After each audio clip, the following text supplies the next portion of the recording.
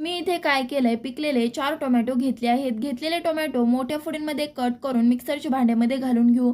आता आपल्याला ह्यामध्ये 10 ते 12 लसूण पाकळ्या घालून टोमॅटोची प्युरी बनवून घ्यायची आहे. बनवलेली प्युरी बाजूला ठेवून देऊ. आता एका थाळीमध्ये 1 वाटी ज्वारीचं पीठ, 2 चमचे बेसन, 2 चमचे गव्हाचं पीठ, 1 चमचा लाल तिखट, पाव चमचा हळद, चवीनुसार मीठ, अर्धा चमचा जिरे, अर्धा चमचा ओवा, 1 चमचा धने पावडर, 1 चमचा तीळ, बनवलेली प्युरी, चिमूटभर हिंग, बारीक चिरलेली कोथिंबीर घालून मिक्स करून घेऊ. लागेल तसा पाण्याचा वापर करून पीठ मळून घ्यायचं आहे. मळून झाल्यावरती मिडियम साईजचा गोळा काढून एकसारखं करून घेऊ. सुकं पीठ भुरभुरून पातळ असं धपाटं थापून घ्यायचं आहे.